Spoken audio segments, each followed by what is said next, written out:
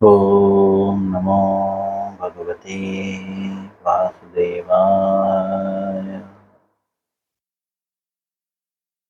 ओम नमो भगवते वासुदेवाय। ओम नमो भगवते वासुदेवाय।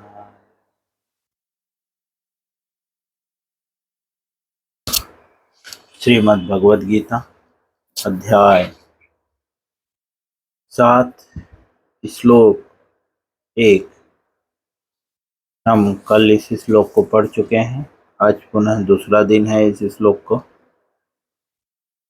तो कल हमने अनुवाद कंप्लीट किया था, आज हम तात्पर्य में प्रवेश करेंगे। तो श्लोक पढ़ के अनुवाद और पुनः हम तात्पर्य में जाएंगे, शब्दार्थ नहीं पढ़ेंगे। श्लोक। श्री भगवानुवाच मय्यासक्तमनः पार्थ योगं युञ्जन्मदाश्रयः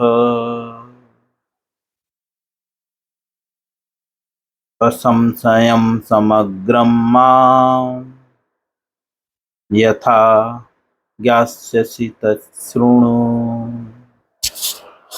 पुनः मय्यासक्तमनः पार्थ योगं युञ्जन्मदाश्रयः असंशयं समग्रं मां यथा ज्ञास्यसि तच्छृणु। पुनः एक बार पढ़ेंगे। मय्यासक्तमनः पार्थ योगं युञ्जन्मदाश्रयः असंशयं समग्रं मां यथा ज्ञास्यसि तच्छृणु। अनुवाद श्रील प्रभुपाद जी के द्वारा। श्री भगवान उवाच। श्री भगवान ने कहा, हे पृथापुत्र, अब सुनो कि तुम किस तरह मेरी भावना से पूर्ण होकर और मन को मुझ में आसक्त करके योगा अभ्यास करते हुए मुझे पूर्णतः संशय रहित जान सकते हो। संशय रहित मतलब कोई भी कंफ्यूजन नहीं, है ना। इंग्लिश में क्या उसे बोलते हैं? No doubt. हाँ, कोई भी डाउट। तो अभी हम डाउट में हैं। भगवान को जानते तो हैं लेकिन डाउट है ना। जुहू में भगवान गोरे हैं, है? वृंदावन में भगवान काले हैं, है ना। हर जगह पे अलग अलग रूप दिख रहे हैं, तो कंफ्यूज में है, डाउट है ना। किसके हिसाब से चले, राधा रासबिहारी को माने, किसको किसको माने। मन में डाउट है, एक तस्वीर एक छवि मन में नहीं बैठ रही है। तो इसलिए बोलते हैं कि अब आप सुनो। क्या सुनो? कि किस तरह से मेरी भावना से युक्त हो सकते हो। दूसरा, किस प्रकार से मुझ में आसक्त हो सकते हो। अभी हम जो है भौतिक चीजों में आसक्त है। इनडायरेक्टली भगवान यहाँ पे बोल रहे हैं कि आसक्ति गलत नहीं है, बट कहाँ पे आपकी आसक्ति है वो गलत है ना।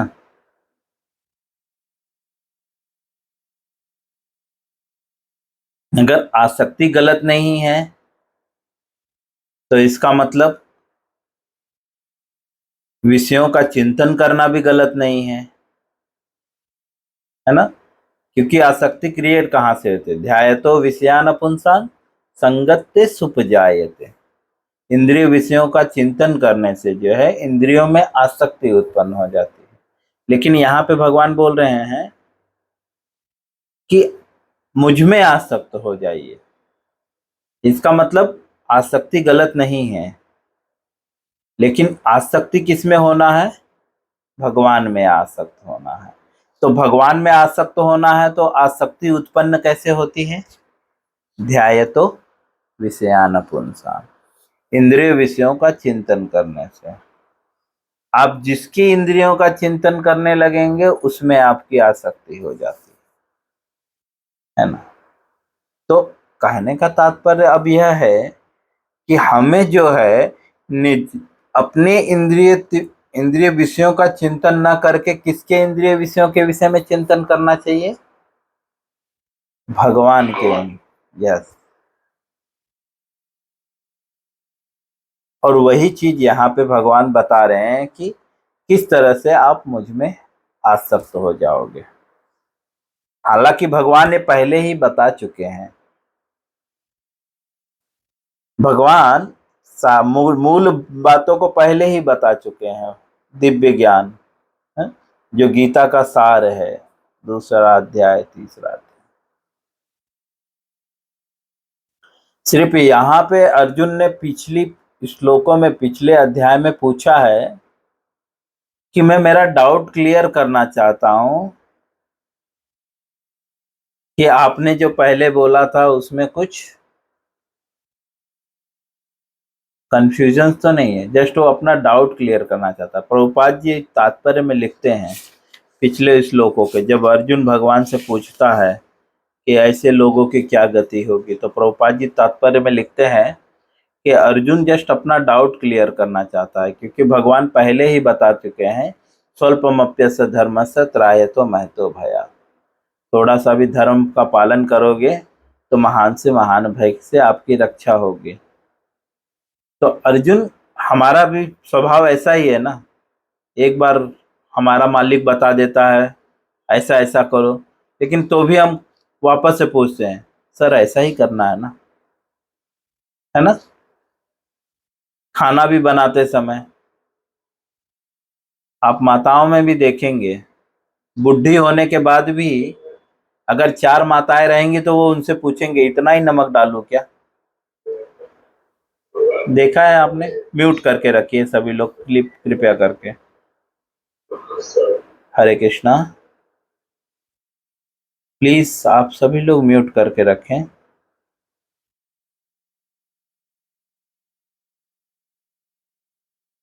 जरूरत के समय ओपन करिए।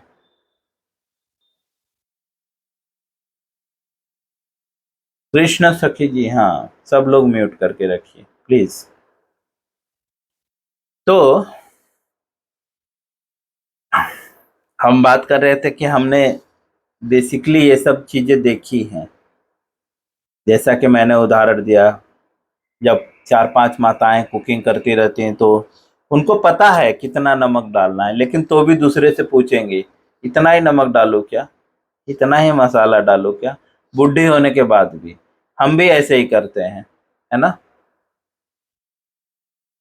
काम करते समय कितना भी एक्सपीरियंस हो जाए हमें, लेकिन तो भी हम पूछते हैं ये ठीक हो रहा है ना, कुछ प्रॉब्लम तो नहीं है। तो अर्जुन भी हमारी ही तरह व्यवहार कर रहा है। जो जैसे बद्ध जीव, हम बद्ध जीव हैं इसलिए ऐसे डाउट कर रहे हैं, हर चीज पे डाउट करते हैं हम, अपने ही कार्यों पे डाउट करते हैं। तो अर्जुन एक बद्ध जीव का व्यवहार कर रहा है और वो पूछता है। सेम चीज भगवान यहाँ पे ही बता रहे हैं कि मैं तुम्हें बता रहा हूँ कि किस तरह से मुझ में आसक्त होगे। श्रील प्रभुपाद जी तात्पर्य में लिखते हैं, हम तात्पर्य में प्रवेश करेंगे। तात्पर्य श्रील प्रभुपाद जी के द्वारा भगवत गीता के इस 7वें अध्याय में कृष्ण भावनामृत की प्रकृति का विशद वर्णन हुआ है। प्राकृतिक मतलब नेचर, कृष्ण भावनामृत का नेचर क्या है? जैसे चोर का नेचर होता है ना, पुलिस के नेचर होते हैं ना, हर व्यक्ति के नेचर होते हैं, ऐसे कृष्ण भावनामृत के नेचर क्या है? नेचर मतलब स्वभाव, राइट? तो प्रभुपाद जी लिख रहे हैं, क्योंकि ये अध्याय का शुरुआत है, तो प्रभुपाद जी बता रहे हैं कि ये 7वें अध्याय में क्या बताया है, कृष्ण भावनामृत के नेचर क्या है, स्वभाव क्या है। कृष्ण समस्त ऐश्वर्यों से पूर्ण है और वे इन्हें किस प्रकार प्रकट करते हैं, इसका वर्णन इसमें हुआ है।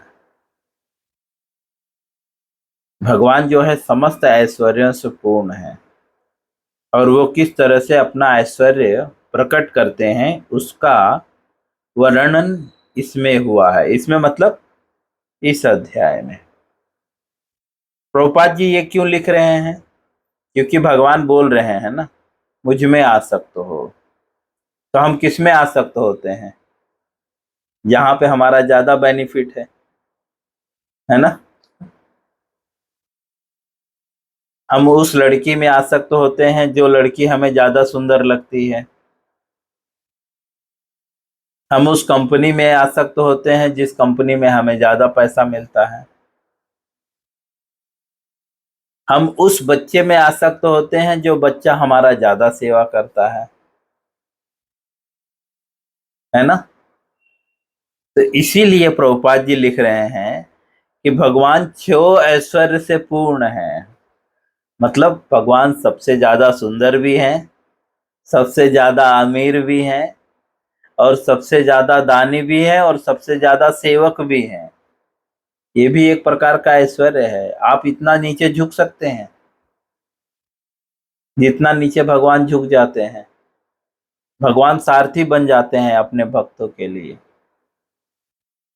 कभी महाराष्ट्र में तो कुछ ऐसी भगवान ने लीलाएं की हैं कि भगवान उनके लिए कुम्हार बन गए। वृंदावन में कुछ भक्त थे, भगवान उनके यहाँ पे मिट्टी का बर्तन बनाते थे। एक कुम्हार भक्त थे, समझे? मिट्टी का खुद बर्तन बनाते थे और खुद बेचने जाते थे और बेच के लाते थे। और उनका पगार कितना था पता है? 2 टाइम की रोटी। वो कुम्हार भक्त बहुत अच्छे भक्त थे, नाम मुझे याद नहीं है। गोरा कुंभार। हाँ, क्या नाम था? गोरा कुंभार। गोरा कुंभार करके एक महाराष्ट्र में भक्त हुए। 24 आवर सिर्फ कीर्तन किया करते थे, चैंटिंग। उनके हृदय में सिर्फ भगवान का नाम चलते रहता था। उनके घर में एक छोटा नन्हा बालक ने जन्म लिया।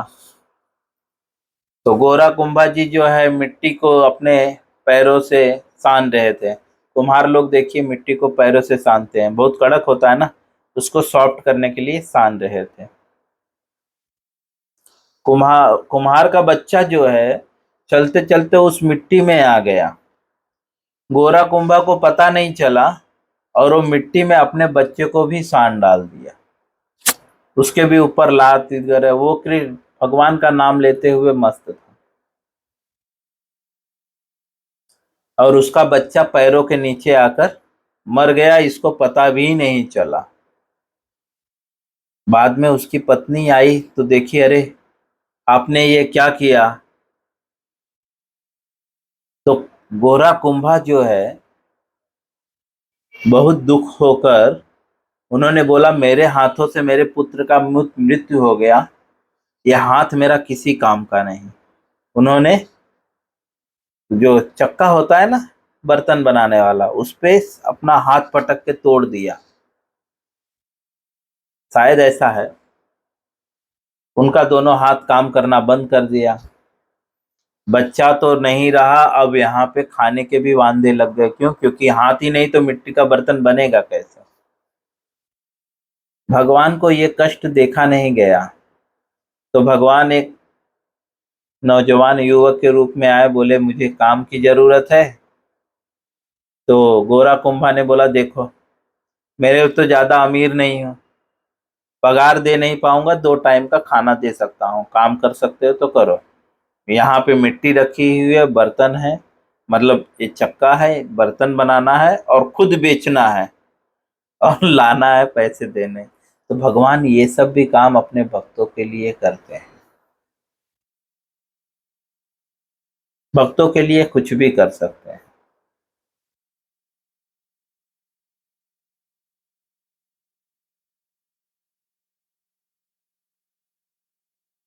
ऐसे बहुत सारी चीजें हैं जो भगवान अपने भक्तों के लिए करते हैं। तो क्योंकि या हम जब भगवान के ऐश्वर्य को समझेंगे तभी तो उनमें आसक्त होंगे ना। इसीलिए प्रभुपाद जी लिख रहे हैं यहाँ पे कि भगवान छह ऐश्वर्य से पूर्ण है, और यहाँ पे भगवान के जो है ऐश्वर्यों के विषय इन्हें किस प्रकार प्रकट करते हैं, ये जो 6 ऐश्वर्य है उन्हें किस प्रकार प्रकट करते हैं, उसका वर्णन यहाँ पे मिलेगा। ऐसा प्रभुपाद जी बता रहे हैं, आगे जाकर पढ़ेंगे हम। इसके अतिरिक्त इस अध्याय में इसका भी वर्णन है। किसका वर्णन है? कि 4 प्रकार के भाग्यशाली व्यक्ति कृष्ण के प्रति आसक्त होते हैं। 4 प्रकार के लोग कृष्ण के प्रति आसक्त होते हैं। भाग्यशाली क्यों कहा गया?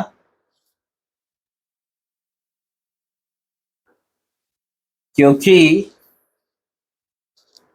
अगर हम भगवान में आसक्त हो जाएंगे तो दुख खत्म हो जाएगा, और अगर भौतिक जगत में किसी के प्रति आसक्त हो गए तो दुख बढ़ जाएगा।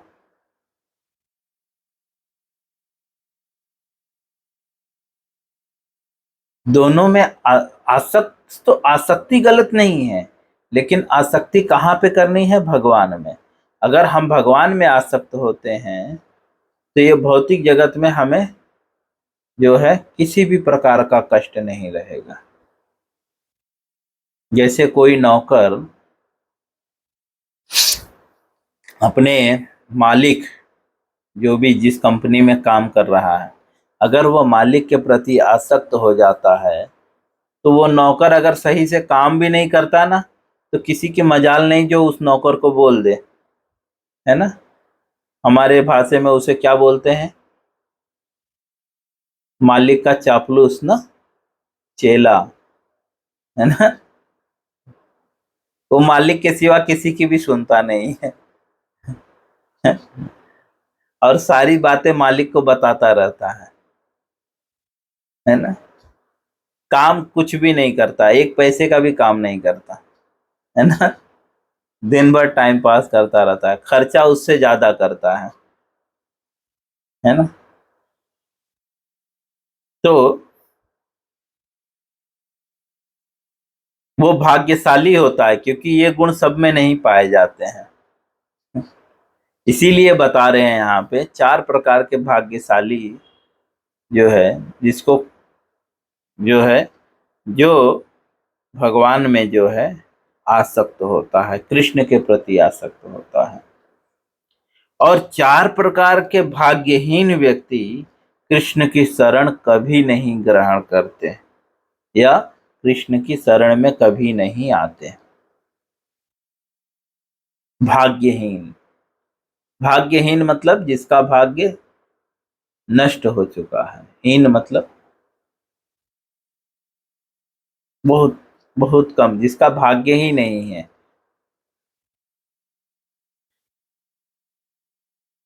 ऐसे 4 प्रकार के लोग हैं। इसकी भी व्याख्या जो है इस अध्याय में की जाएगी। आगे श्रील प्रभुपाद जी लिखते हैं, प्रथम 6 अध्यायों में जीवात्मा को अभौतिक आत्मा के रूप में वर्णित किया गया है प्रथम 6 अध्यायों में। इसके पहले जो 6 अध्याय गए हैं, क्योंकि अब हम कहाँ पे पहुंचे पता है? मूल में। भगवत गीता के टोटल कितने अध्याय हैं?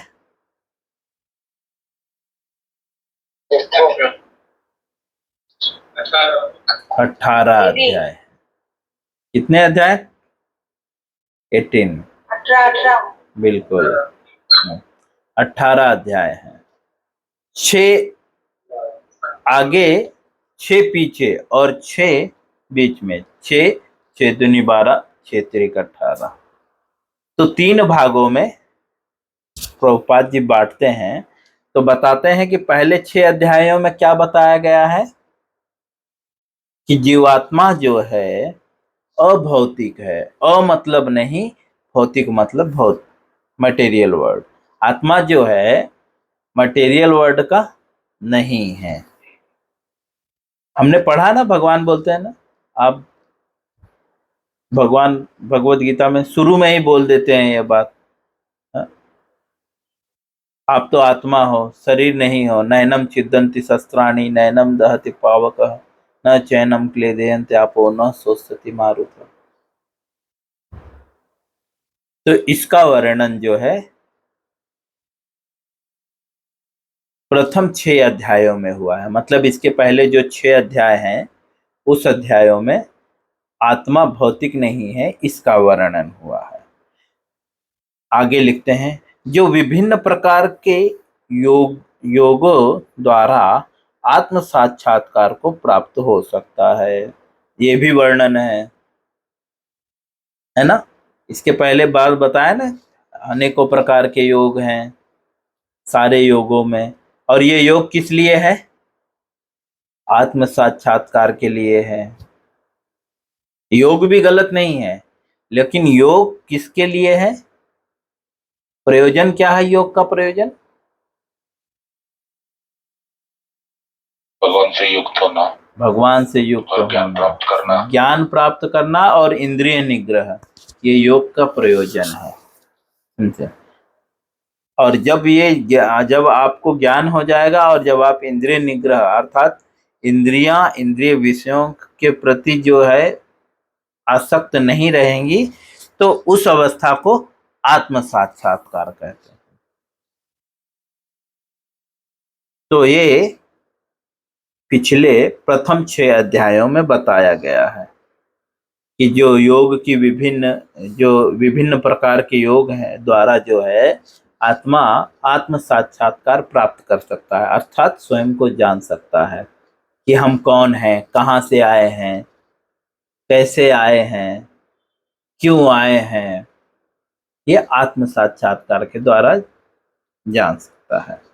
6ठे अध्याय के अंत में यह स्पष्ट कहा गया है कि मन को कृष्ण पर एकाग्र करना, या दूसरे शब्दों में कृष्ण भावनामृत ही सर्वोच्च योग है।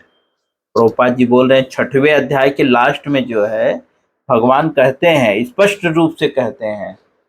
क्या कहते हैं स्पष्ट रूप से? मतलब भगवान बल दे रहे हैं, अपना मत रख रहे हैं।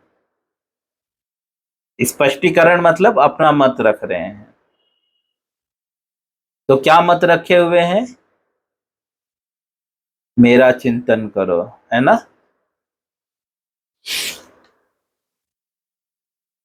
कौन सा है?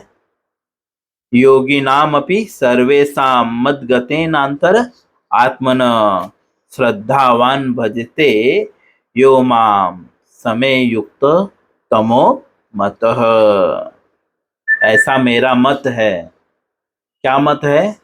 मुझ में आसक्त हो, जो अंत अंत जो अत्यंत श्रद्धा पूर्वक मेरे परायण है, अंतकरण में मेरे विषय में सोचता है, मेरी दिव्य प्रेमा भक्ति करता है, वो सर्वश्रेष्ठ है। तो ये जो है 6ठे अध्याय में ये स्पष्ट कहा गया है। प्रभुपाद जी लिखते हैं कि मन को कृष्णमय एकाग्र करो, या दूसरे शब्द में कृष्ण भावनामृत ही सर्वोच्च है। आगे लिखते हैं, मन को कृष्ण पर एकाग्र करने से ही मनुष्य परम सत्य को पूर्णतः जान सकता है। मनुष्य परम सत्य को पूर्णतः कैसे जान सकता है? कृष्ण, मन को कृष्ण में लगाकर। परम सत्य को जानने की जरूरत क्या है? क्योंकि भगवान भगवत गीता में बोलते हैं, जन्म कर्म चमे दिव्यम मेव यो वृत्ति तत्वतः त्यक्त्वा देहम पुनर्जन्मम नेति मामेति सो अर्जुन। जो मेरे जन्म कर्म को जान लेता है। परम सत्य क्या है? भगवान का जन्म कर्म तो परम सत्य है, बाकी हमारा जन्म सत्य है क्या? हमारा जन्म सत्य नहीं है। आज मनुष्य जन्म है तो कल कुत्ता बिल्ली का जन्म हो सकता है, असत्य है ना, ये शरीर ही असत्य है।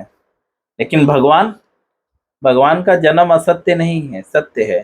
क्यों? क्योंकि वो शरीर नहीं बदलते हैं। असत का मतलब जो बदलता रहता है उसको असत्य बोलते हैं। आज कुछ परिभाषा है, कल दूसरी परिभाषा हो गई। तो सत्य क्या है? भगवान, भगवान की लीलाएं, यही सत्य है। इसीलिए बोल रहे हैं, जो मन को कृष्ण में एकाग्र करता है वह पूर्ण सत्य को जान सकता है। अर्थात पूर्ण सत्य को जानने के बाद क्या होगा? त्यक्त्वा देहम पुनर्जन्मम नेति मामेति सो अर्जुन। ये शरीर को छोड़ने के बाद वो दोबारा इस संसार में जन्म नहीं लेगा। हम यहीं पे स्टॉप करेंगे, इसके आगे जो है हम कल पढ़ाई करेंगे। हरे कृष्णा। इससे संबंधित किसी का कोई प्रश्न हो या कमेंट हो तो पूछ सकता है। कोई सुझाव भी देना चाहे तो कुछ सुझाव दे सकते हैं। सामने नहीं दे सकते तो कॉल करके भी दे सकते हैं, मैं प्रयत्न करूंगा। जी, हरे कृष्णा प्रभु जी। हरे कृष्णा प्रभु जी। जैसे थोड़ा सा समझ नहीं पाया, समझा दीजिए। प्रथम 6 अध्यायों में जीवात्मा को अभौतिक आत्मा के रूप में वर्णित किया गया है। जी, इस पर बताया है मैंने इस विषय को अच्छे से, आप दोबारा सुनिएगा। अभौतिक मतलब कि वो मटेरियल वर्ल्ड का नहीं है। अ मतलब नहीं, भौतिक मतलब मटेरियल वर्ल्ड। आत्मा जो है इस मटेरियल वर्ल्ड का नहीं है, मतलब आत्मा स्पिरिचुअल वर्ल्ड का है। दो ही तो वर्ड है ना, एक मटेरियल वर्ड, एक स्पिरिचुअल वर्ड। तो प्रभुपाद जी बोल रहे भौतिक जगत का नहीं है, तो किस जगत का है? आध्यात्मिक जगत। ऐसा पिछले 6 अध्यायों में बताया गया है, तो उसका मैंने बाकायदा श्लोक भी कोट कर दिया। नैनम छिदन्ति शस्त्राणि नैनम दहति पावक। आत्मा जो है न काटा जा सकता है, मारा जा, लेकिन इस भौतिक जगत में क्या है? काटा जा सकता है, मारा जा सकता है, जलाया जा सकता है ना। लेकिन आत्मा जब आध्यात्मिक है, इस जगत का है ही नहीं, तो उसको काटा नहीं जा सकता, है ना।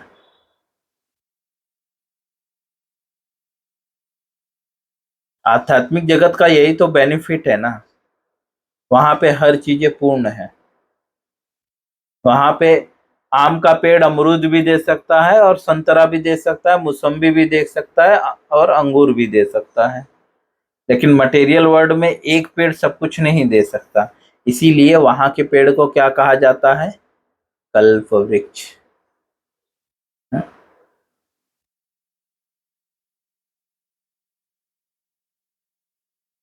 भौतिक जगत में मोतियां जो है चमकती नहीं है, लेकिन हम पढ़ रहे हैं कि जो है कृष्ण ऐसे मोती माणिक्य धारण करते थे जिनके प्रकाश से जो है उजाला रहता था, है ना, जिनसे प्रकाश निकलता था। गोपियां कंप्लेन की कि आप जो है इसको पनिशमेंट मत दीजिए, इसके शरीर से जो है ये आभूषण हटा लीजिए, क्योंकि ये आभूषण के प्रकाश से जो है ये हमारा माखन चोरी कर लेता है, इसको पता चल जाता है, दिख जाता है। और इसलिए पहले के लोगों को लाइट की जरूरत नहीं थी। क्योंकि वे आभूषण ऐसे पहनते थे कि उन आभूषणों से तेज निकलता था। आजकल के ये सब आभूषण नहीं है। पहले सोना चांदी की क्या वैल्यू थी वो तो हमने देख लिया, गायों को पहनाया जाता था, है ना। आदमी तो मोती माणिक्य के पहनते थे। तो पहले सोने चांदी की ज्यादा वैल्यू नहीं थी।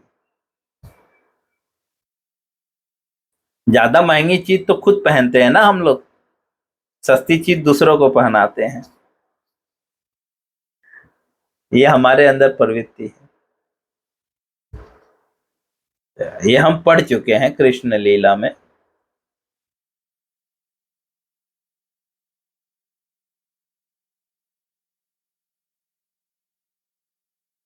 तो मटेरियल वर्ल्ड का लक्षण है कि यहाँ पे हर चीजों को काटा जा सकता है, जलाया जा सकता है, बहाया जा सकता है ना।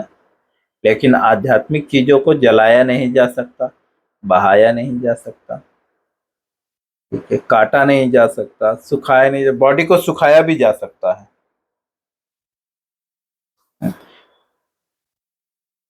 नैनम छिदन्ति शस्त्राणि नैनम दहति पावक न चैनम क्लेदयन्ति आपो न शोषति मारुत। मारुत मतलब हवा, हवा से सुखाया भी जा सकता है। बट वहां पे बोलते हैं आत्मा को न जलाया जा सकता है, न बहाया जा सकता है, न सुखाया जा सकता है। और भी कई सारे श्लोक हैं, मैं तो एक श्लोक कोट किया हूं।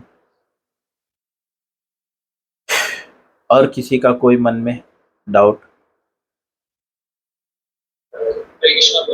जी राम जी, 2 मिनट बचा हुआ है, बोलिए। जो 4 प्रकार की व्यक्ति और भाग्यशाली व्यक्ति और व्यक्ति को बता दीजिए। और आगे बताएंगे ना, भगवान बताएंगे, मैं क्यों बताऊं। आगे भगवान बताएंगे। प्रभुपाद जी बता रहे हैं कि ये सारी चीजों का 7वें अध्याय में इन सारी चीजों का वर्णन है, आगे हम पढ़ेंगे।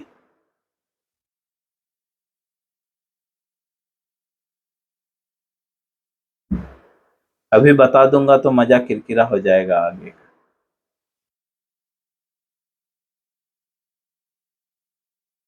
भगवान के मुंह से सुनिए, भगवान के मुंह से सुनिए। वे जहां पे जो चीजें बता रहे हैं ना उसी समय पे वो ग्रहण कीजिए, है ना। देखिए, आज के समय में लोगों को समय से पहले सब कुछ ज्ञान हो गया है, इसलिए लोग भटक रहे हैं।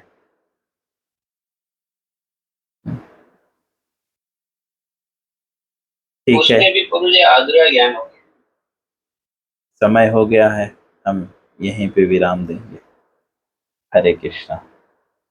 और जिसको ज्यादा कुछ पूछना रहेगा कॉल कर सकता है। हरे कृष्ण। हरे कृष्ण।